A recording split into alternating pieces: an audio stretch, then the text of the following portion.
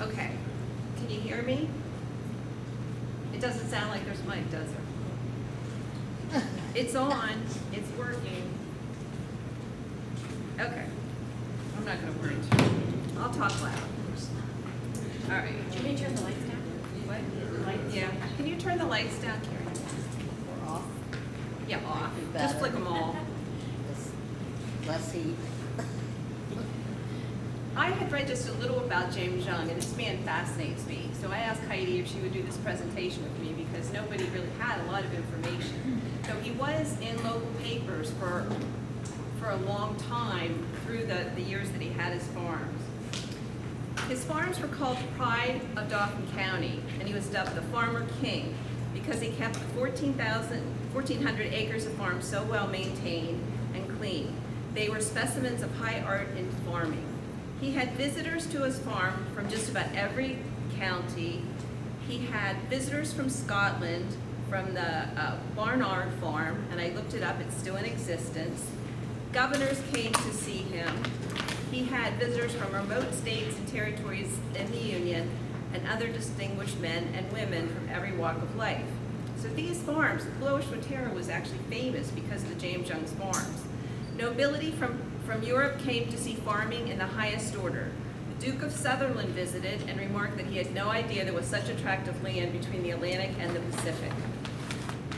And I want to read a newspaper article to you. It's from the Harrisburg Telegraph, June 15, 1877. And a group of farmers and agriculturists came, and they came in a group to visit his farms. And the group was first conducted to the inspection of the land west of Swatara Creek and passed at once over the open fields.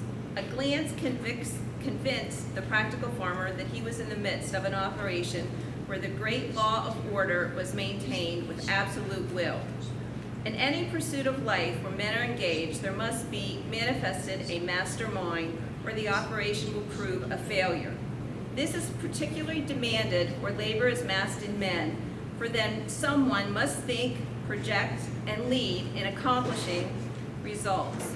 In passing from field to field on Colonel Young's land, we see the manifestation of this master spirit on all sides. It is exhibited in the fences and displayed in every outbuilding.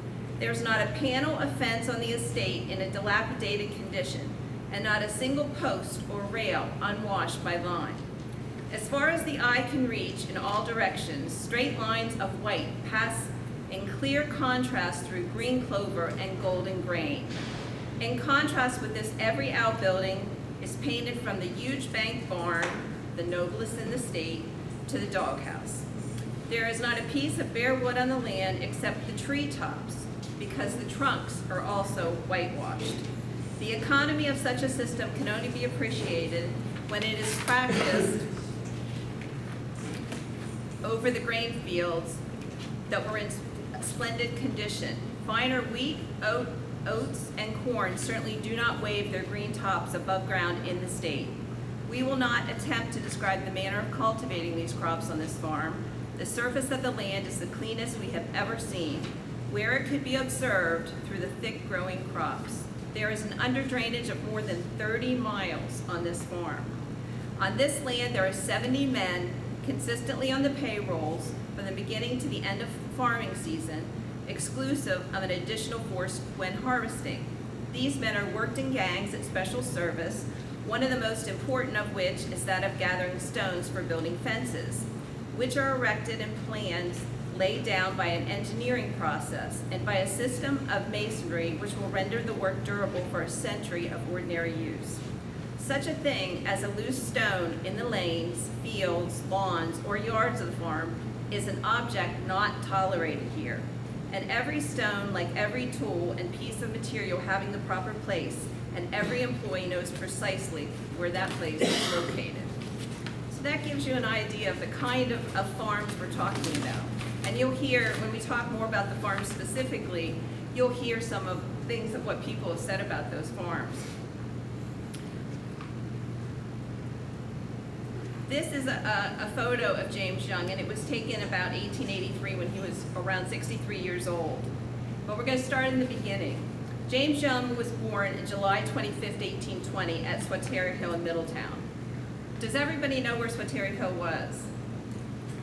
Up by Toll House Road. Exactly, up by Toll House Road. He was the son of Johann Peter and Sophia Young. His father was a hotel keeper, and that's important to remember, who worked at the Stage House on Swatara Hill and then the Washington House in Middletown.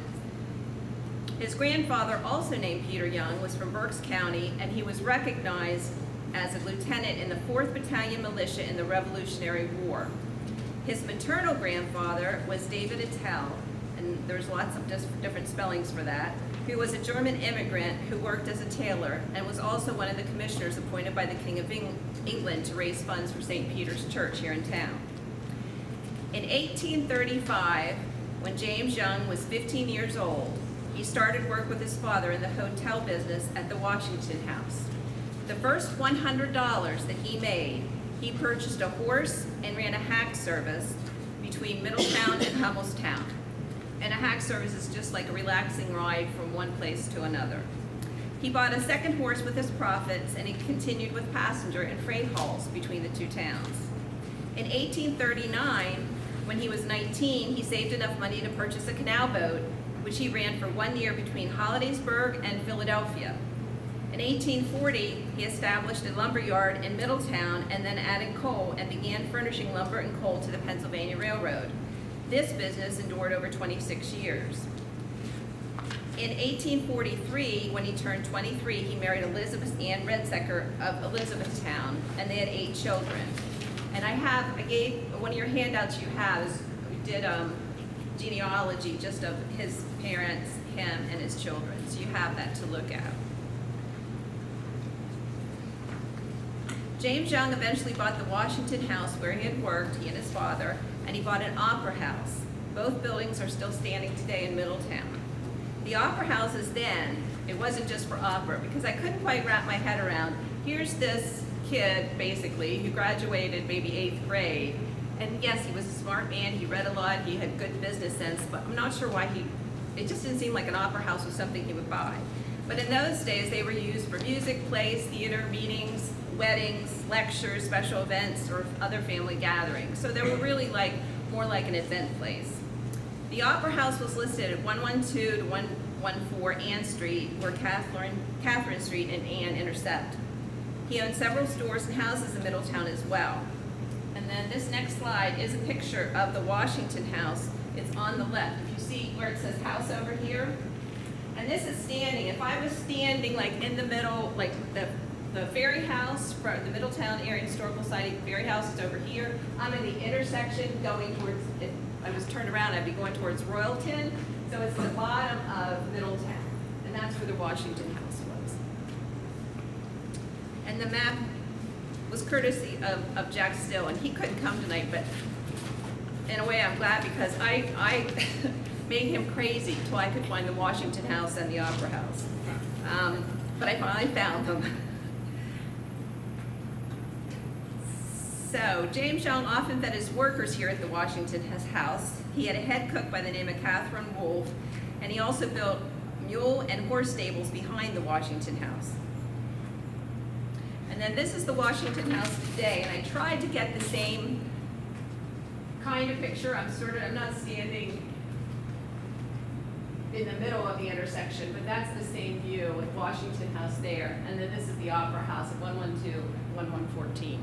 So they're not as pretty as they were in the day, and now they're both have been converted to apartments, but they still exist. Now Heidi will tell you a little bit about Young's accomplishments. See if the mic, Yeah. it'll work for you. Thank Without the mic. Thank you, Nancy. Is that working? No? Anybody? Kinda. How about this one? I'm gonna try this. I tried that one, the other one. Can anybody hear me now? Yes. Oh, okay, Yes. great. So, yeah, I was worried that folks couldn't hear, and also for the recording. So hopefully people can hear a little bit better now? Yes? No? A little bit? I think you have to hold it up to your mouth. Can you hear me better now? Yes. Oh, okay. No? No, you still can't hear me? You can't tell if it's the mic or Let me you. see if I can turn it up. Up. They Okay. about Turn now? up the volume. This is, the volume's up as far as it'll go. Try it now, Heidi. Can you hear me better now? Yes. Oh, great. Okay, wonderful. Well, I want to first thank Nancy for including me on this research project. We've had so much fun. Can I say that, Nancy?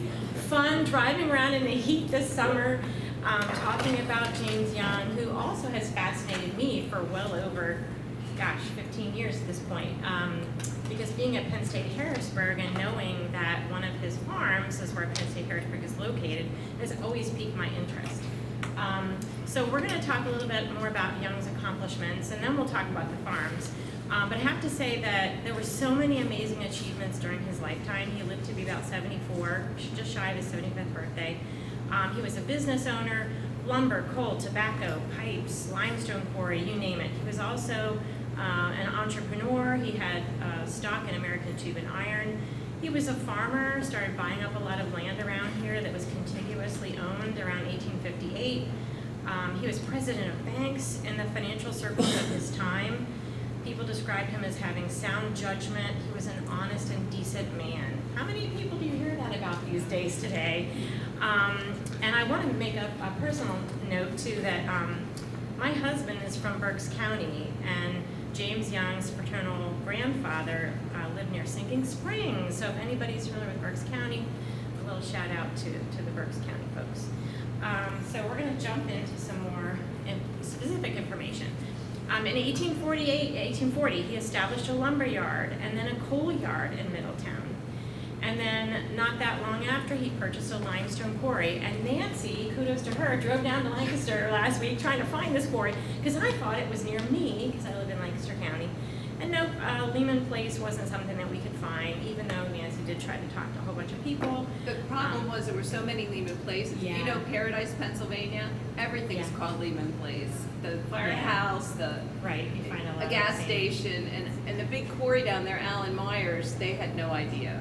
Yeah. So there was an old quarry on Old Quarry Road that they had filled with water. And that may have been it, but there's no way for us to know. Yeah, and I live near Erb's Quarry, and I thought, well, maybe that's it, which is now Rohr's Quarry, but no, that wasn't it. So he was also president of the American Tube and Iron Company, and that was originally called the Pipe Mill. That was purchased by George Matheson and renamed the American Tube and Iron Company. They made pipes, boilers, and tubes. The mill closed in 1909, and this photo that you can see, it looks like a postcard actually, is courtesy of the Middletown Borough by Kagan and Sunbury. So he was really active in a lot of areas of businesses in Middletown. Then if that wasn't enough, I get tired thinking about all the things that he did. He was president of the Cameron Furnace of Middletown, and later became part owner of it with Landis. I'm sure you've heard of that name before, and Donald Cameron. He directed the Lyocell Rolling Mill Company. He had his hand in so many different things, including the Middletown, Hummelstown, and Steelton Railroads. He became director of the Harrisburg, Portsmouth, Mount Joy, and Lancaster Railroad Company. And not to be outdone, he was also director of the Lancaster City Electric Railroad. So why do we call him Colonel? We couldn't definitively find any record of him serving in that capacity during the Civil War, but we think it was an honorary title. And during the Civil War, he laid a second track for the Northern Central Pennsylvania Railroad for the company he was under contract. So he was very, very involved in many different aspects of businesses. And banks, wow. Again, I said that he was very well known for his business acumen and as an entrepreneur.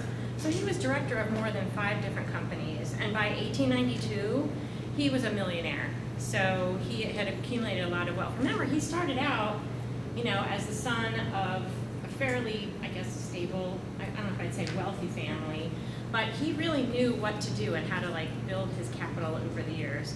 And the interesting thing about that millionaire status, he was the only one listed for Middletown as a millionaire in 1892. So you can see he was director of Commonwealth Guarantee Trust and Save, Simon Cameron's Bank. Anybody heard of Simon Cameron?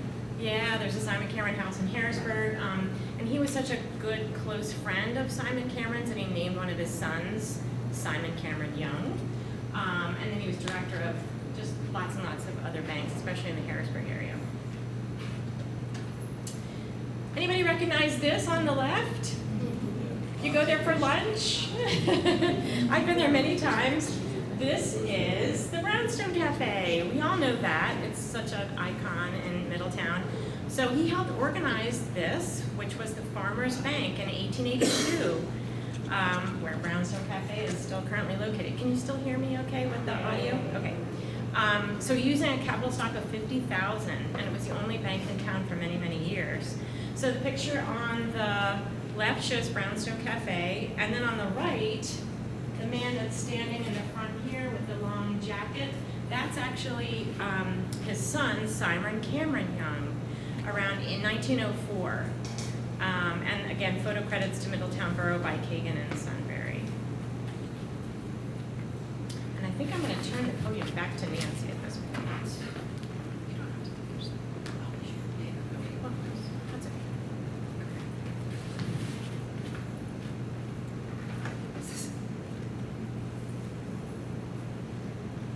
Okay, now we're going to talk about some of the organizations that he was part of. He became the purchasing agent for the Civil War, so of course the Union side. He was vice president of the State Agriculture Society as soon as it was created, and he was a member for over 21 years. And the article, I know you can't read it on the right there, but it talks about him being reappointed by 3 different governors of different political parties, and we know that wouldn't happen today too. He was councilman in the Middle Ward, and as Heidi mentioned, we were trying to figure out why it was called Colonel, but in the September of 1861, he did organize a voluntary cavalry consisting of 60 men, and they traveled to Harrisburg to offer their service. But believe it or not, the governor refused them. And we think it was probably because at that date, Pennsylvania had already supplied the Union military with 25 regiments. And they had only asked, Lincoln's administration had only asked for 14 regiments. So we think that's why he was probably turned away. He was a charter member of the Oddfellows Home when it started in 1848. And note this little farm building down here. Makes me think, did anybody remember Whitehall Farm? Good, you do. Was that where it was, Sam? Yes. Oh, yay. Okay. Okay, we'll talk about that just a little bit later. Okay, Young was a member and regularly attended, and he was also a very avid supporter of the Carrick in town, the first original St. Peter's. And this is an old picture from 1905 on the left, and then something more current on the right. And now, since you know a little bit about the man, we're going to get into the farms themselves. It's okay, it's like musical microphones. Okay, everybody here okay again? Yes. Good, Yes. okay. So now what we're all here for to talk about the farmland. So as we've said before, we had a lot of fun, especially over the summer, driving around, trying to identify what would have been Young's farmland. So we just want to add a disclaimer that the information presented tonight is to the best of our ability based upon secondary sources, primary sources, especially old maps, and talking to a lot of people one-on-one, and our physical site visits this summer. So we endured the heat wave, and we're all enduring the heat wave tonight, right? To approximate locations of Young's farms. So we're going to go through them one by one. And at the end, we'd love to have questions or comments from folks who might say, well, I don't necessarily agree with that, or yay, I agree with that. So overall, he acquired 12 farms, one by one. He bought his first one when he was 38 years old in 1858. And then when that farm became successful, he bought another one. And they were all contiguous, so they were all like abutting up against each other. And if you look on the handout, you can see we've outlined it in yellow, so you can actually see how much land he amassed over the 1,400 acres. His farms extended for 2.5 miles along present-day Pennsylvania Turnpike area and along the line of the Pennsylvania Railroad. He was very involved in the supervision of his farms on a daily basis, especially one of his sons, James. And we estimate that he had between 35 to 70 men working for him and over 36 mules. And Nancy will explain why that's so important later on in some of the discussions that we have. So please take a look at that handout that you have. It'll be really important because we even get confused looking at all these farms and all the names. There's just a lot going on. So please follow along with that handout. So a couple things about Colonel Young. All of his buildings were to be beautiful and well maintained. That was really, really important to him. We're not sure where that ethos came from, but he certainly, all his farms are described as being gorgeous. And I'm going to read from a newspaper article that will go into more detail about that. So neatness and order were given high priority, so remember that. And he even had windmills that were attached to wells, and they were used with large storage tanks for water. So I'm going to read to you an article, just an excerpt from the Harrisburg Telegraph from Saturday, June 16th, 1894. So just a few years that preceded his death. So from the newspaper article, the author wrote, Colonel Young's, and they refer to him as Colonel, owns 14 farms, we'll talk about that more later, all within sight of Middletown, all contiguous and embracing in all 1,400 acres of arable ground. Doesn't that almost take your breath away? Think of the famous southern farm of 40 acres and a mule, and then try to imagine 1,300 acres of splendid land under cultivation. On it, the most magnificent crops of all kinds of cereals, that's a quote, cereals, are raised. Fine fruit grown, magnificent stock bred, and the very acme of perfection in an agricultural way attained. Everything is perfect in condition and presents a harmonious picture. The fences are white with red gates. The houses are white with red doors and green blinds. The barns are white with red and green trimmings. Wherever you look, the eye is gratified, and there is nothing loud or garish to offend good taste. And the roads through those farms, they are models of road building. Smooth, level, and solid. Wish we could say that about the roads today. On some portions of his farms, Colonel Young has put up stone walls to hold up the sloping ground. The stones for these walls were not gotten from the farms they surround, which I was really interested in hearing about, but were hauled from remote places 2 and 3 miles away. It was a Herculean task to place them and required the work of many men for many days. As Colonel Young said, quote, it was a time of great depression. Remember, this is 1894, when many men were out of work, and I just gave them employment and kept them and their families from want. There is your true philanthropist, end quote. I thought that was very telling of the high regard within which people during his lifetime had for him. And here's another great quote that I will never forget, and thank you for Nancy for reminding me about this. It is said in some of these articles and books that we found that when a cow relieved itself in the fields on one of Young's farms, there was someone behind to ensure that the fields were kept clean. And Nancy, you're going to jump in with you. Okay. Or that in a stall, when you were a lady, you could wipe a lady's handkerchief over an animal, and it was so well groomed that there would be a mark on her handkerchief when she removed it. I always think that's pretty interesting. So some more context here. The finest stone wall was erected between the Pennsylvania Railroad and the canal, which is in the southern part of the Middletown area, so that it would be a pleasant drive to his farms. Young had plenty of stone at Sunset Farm, where Sunset Golf Course is now. Beautiful. I was there 2 weeks ago or so. Gorgeous. I'd never been there before. He put Mr. Isaiah McCaskey in charge of the work, and a gang of 7 men labored diligently for 22 days. The wall was 1,425 feet in length, 5 feet high and 4 feet thick. I built a tiny rock wall at my house when I was exhausted and got sunburned. Can't imagine the work they did. This made the drive from the old Conewago furnace to Youngsport very pleasant indeed. Colonel Young kept the road and the stoneway in proper care. The gentleman remarked, no wreck, no change, or even time's remorseless doom can ever cause them to fall. And that was from September 15th, 1894. And one other point, has anybody ever heard of the Star Barn? Yeah. Star Barn, yeah. Well, I didn't know this, and thanks to Nancy for uncovering this. In 1877, James Moyer built the Star Barn, and they, meaning James Young and Mr. Moyer, were in competition with each other. So that was something that we uncovered in this research. So some other things about his farms. The manure that he got from his animals was used to fertilize his crop fields, no shocker there. He used liquid manure, which was wheeled out into the farms. Besides planting wheat, hay, tobacco, and vegetables, everything was in a very wonderful state of cultivation. Crops were planted right up to the fence rows with no borders. And the crops that he grew, he used to feed his animals and also for bedding material, he sold any excess. He also utilized a method called steam chesting, which I had not heard of before, thanks to Nancy for uncovering this. Basically, it was a form of preparing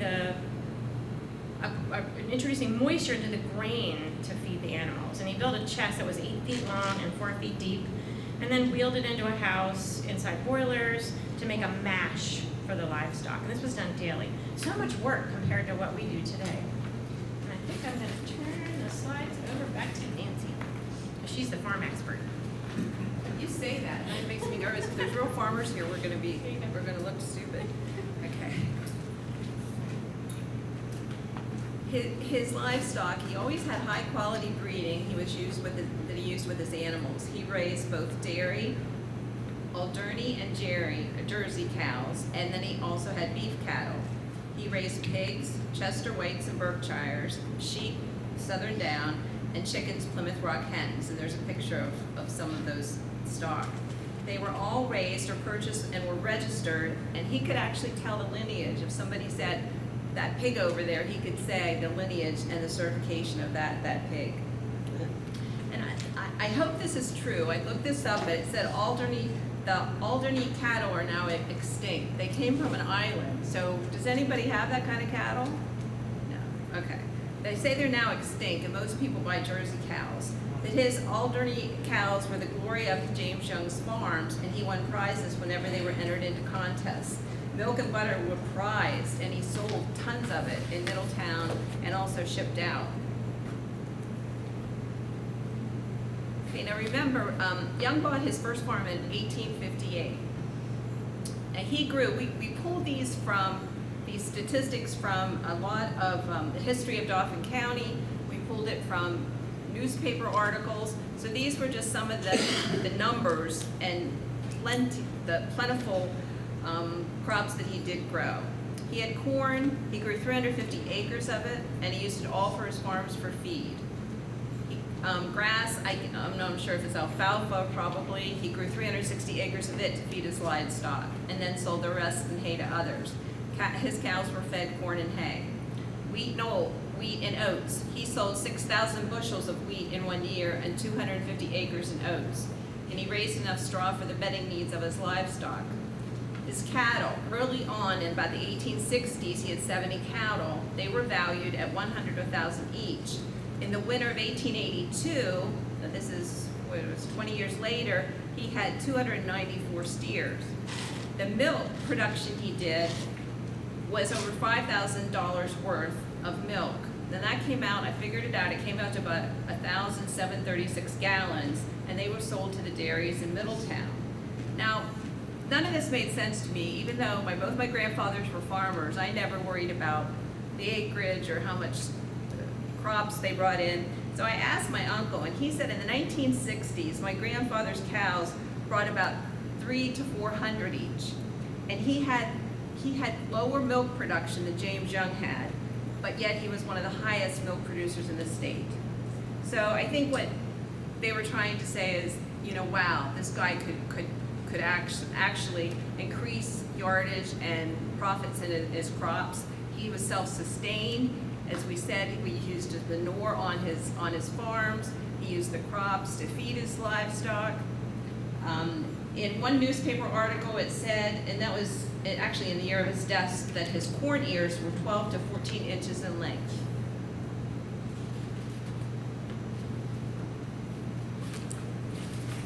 And now we're going to get into the farms themselves.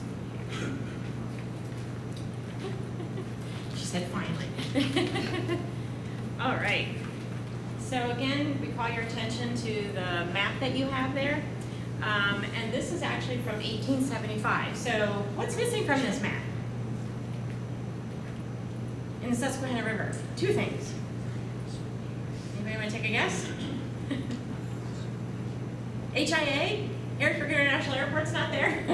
And also 3 Mile Island. But in all fairness, the map is kind of cut off here at the bottom. So Royalton is in the south area, kind of where my hand is, to give you some perspective. But HIA would have been right in that area there where the Susquehanna River is. So this is from 1875.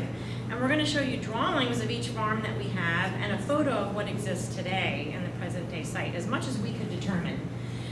No farmhouse or barn of James